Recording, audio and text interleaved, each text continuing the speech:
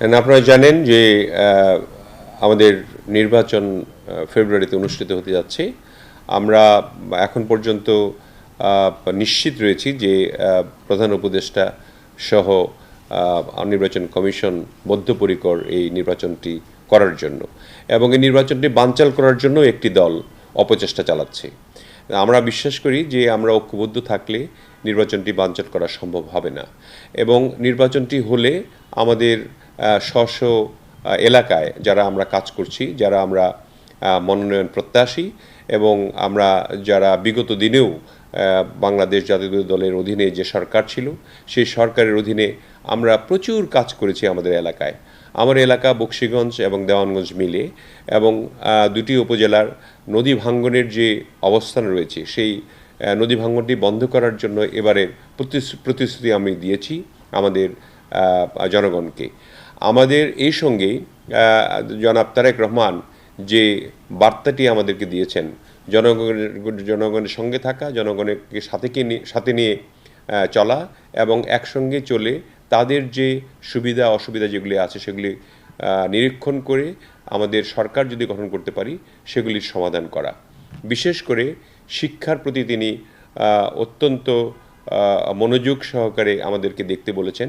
Primary শিক্ষা থেকে আরম্ভ করে যে শিক্ষার মান বিগত সরকার বিনষ্ট করে দিয়েছিল সেটাকে পুনরুদ্ধার করার জন্য প্রাইমারি স্কুল থেকে আরম্ভ করে ইউনিভার্সিটি পর্যন্ত, শুধু তাই নয়, এবং কারিগরি শিক্ষার ক্ষেত্রেও আমাদেরকে লোককে শিক্ষিত করার জন্য তিনি নির্দেশ দিয়েছেন।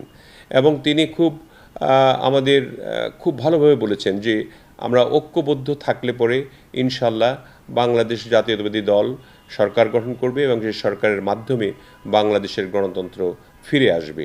তাছাড়া বাংলাদেশ যে অবস্থায় পতিত সরকার নিয়ে গিয়েছিল এটাকে উদ্ধার করা অত্যন্ত কঠিন হবে।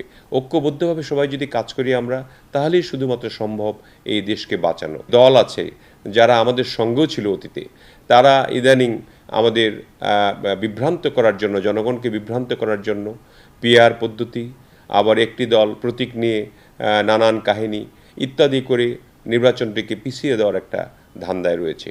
সেই নির্বাচনটি যদি পিছিয়ে না যায়, পিছিয়ে গেলে দেশের কত বড় ক্ষতি হবে সেই চিন্তাটি তারা করছে না। এবং সেই চিন্তাটি যদি করত তাহলে তারা নিশ্চয়ই একটা অবাধ, সুষ্ঠু, নিরপেক্ষ নির্বাচনের জন্য তারা সবার কাছে আহ্বান জানাতো। মানে জুলাই সনদ, তারপরে আপনার প্রতীক, তারপরে আপনার পিআর, এগুলি নিয়ে অযথা এই দেশকে বিনষ্ট করার প্রচেষ্টায় একটি চক্র লিপ্ত রয়েছে। আমি আহ্বান জানাবো তারা বাংলাদেশের স্বার্থে বাংলাদেশকে রাজনীতিবিদগণ ভালোবাসা উচিত।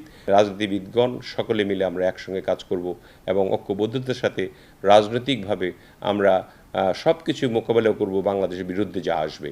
এবং আমরা ঐক্যের সাথেই জাতীয় সরকার গঠন করার স্বার্থেও আমরা আমাদের যুগপৎ আন্দোলনে যারা ছিলেন তাদেরকে সঙ্গে নিয়ে একসঙ্গে আমরা সরকার গঠন করব বলে আশা রাখি। দেখেন, দুর্নীতির ব্যাপারে আমরা দৃঢ় প্রতিজ্ঞ। আমরা আশা করছি যে আগামী নির্বাচনে আমাদের নভেম্বরের শেষ দিকে অথবা ডিসেম্বরের প্রথম সপ্তাহে আমাদের ভারপ্রাপ্ত চেয়ারম্যান জনাব তারেক রহমান তিনি দেশে ফিরবেন, এবং দেশনেত্রী বেগম খালেদা জিয়া তিনিও আল্লাহর রহমতে আস্তে আস্তে সুস্থ হচ্ছেন। তারা নিশ্চয়ই আমাদের এই নির্বাচনী প্রচারণায় থাকবেন, সেই জন্য সকল প্রস্তুতিও আমরা গ্রহণ করছি।